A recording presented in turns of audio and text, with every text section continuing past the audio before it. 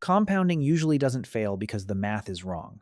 It fails because people quit before the curve becomes visible. If your progress feels stalled, even though you're doing the right things, this audit is for you. We are breaking down the invisible years of growth and why your brain is wired to reject compounding before it works. We'll cover the invisible curve, the leaks that kill momentum, and the system that helps you survive the boring middle. Compounding is not a math problem, it's an endurance test. Compounding is sold like a miracle. You see exponential charts shooting upward, but those visuals hide the early years. They compress time so the ending looks automatic. Real life doesn't feel like that. In the beginning, compounding feels broken. You invest, you sacrifice, you stay disciplined, and the results barely move. That gap between expectation and reality is where doubt begins. The system isn't failing. Your expectations are misaligned with how compounding actually behaves early on. Imagine investing consistently for a year. You cut spending, contribute monthly, and stay disciplined. Then you check your account. If the market is flat or slightly down, you might barely be ahead or even below what you contributed. Even in a decent year, growth might equal something trivial. This is when the brain pushes back. Humans expect immediate feedback. Effort should equal visible results. But compounding gives almost nothing early. You put in 100% effort and see 1% reward. Then, social media amplifies the frustration. You see people posting overnight gains, fast trades, and easy money. Compared to that, your steady contributions feel insignificant. This is the trap. You are comparing your invisible phase to someone else's highlight moment. When the curve is flat, it feels like nothing is happening. It feels like sacrifice without progress. That emotional mismatch convinces people to quit right before compounding has time to work. The first $1,000 is not meant to make you rich. The first $10,000 is not meant to change your life overnight. These numbers exist to prove you can maintain a repeatable system. The behavior matters more than the balance. Most people quit because they want emotional validation. They want proof the system is working before it has time to work. But compounding rewards consistency, not impatience. The habit is the real foundation. When you quit and restart, you reset the clock.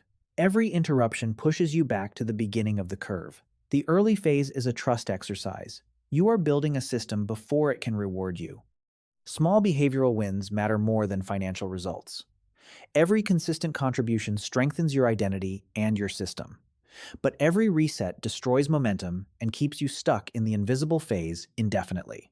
Many people invest for a few months, stop, restart later, then quit again. The balance never has time to grow. The curve never has time to bend. Compounding rewards continuity more than intensity. A calm, boring system repeated for years beats emotional bursts of motivation. That truth feels disappointing because people want dramatic change. But wealth rarely looks exciting while it is being built. Early on, it looks repetitive, and repetition feels unrewarding. Compounding is most fragile when the numbers are small. Think of a tiny spark. One drop of water can kill it instantly. Early savings are that spark. Small leaks matter far more in the beginning than they do later. If the system loses fuel early, it never builds pressure. Without protection, the curve never gains enough momentum to become visible.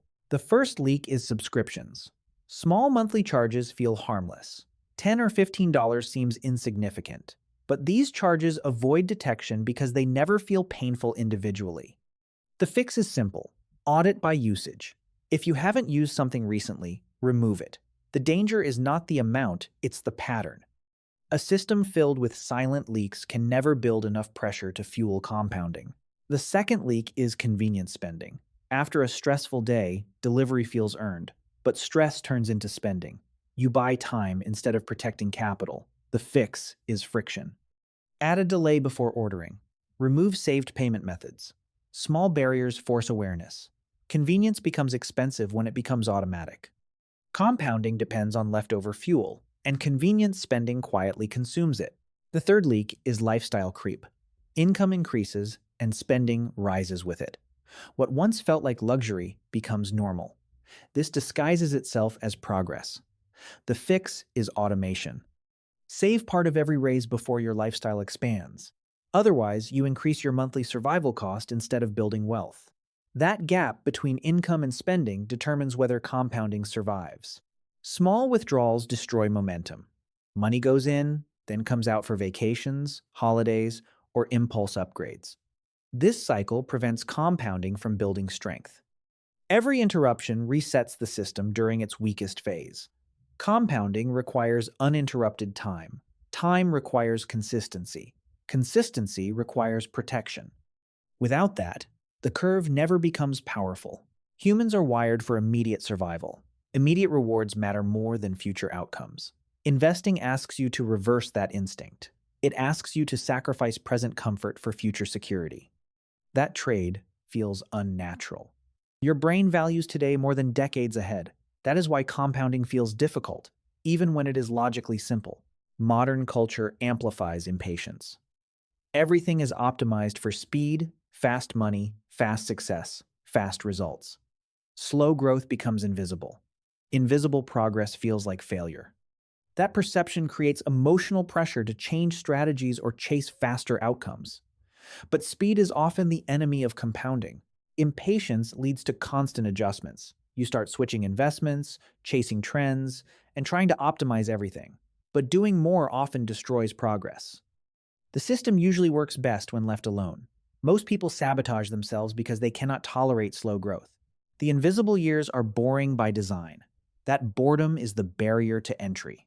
If it felt exciting, everyone would succeed. Wealth often goes to the person who can repeat simple actions while nothing appears to be happening. Emotional endurance matters more than intelligence. Motivation fades under stress. Systems persist. To survive the invisible years, you need systems that function regardless of how you feel. Automation removes decision-making and ensures consistency. The easier the system, the longer you stay in it. Treating investments like an emergency fund creates risk. Easy access leads to withdrawals. The fix is separation. Build a dedicated emergency fund to protect long-term investments. Friction prevents emotional decisions. The goal is to protect your future from temporary impulses. Many people chase better investments while ignoring spending leaks. That's backwards. The fuel matters before the engine. Reducing expenses permanently increases the amount feeding compounding. Small savings improvements compound over time, just like investments do.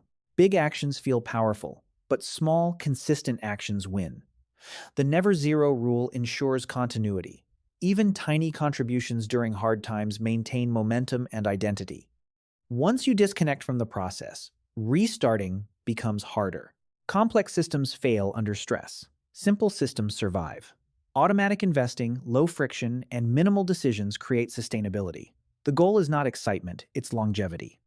You want a system where continuing feels easier than stopping. Compounding is not about intelligence, it's about survival. Most financial damage comes from interruptions, not mistakes. The curve works, but it stays invisible longer than expected.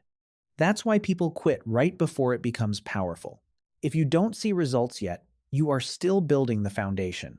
Eventually, accumulated capital starts carrying the load. That's when the curve bends upward.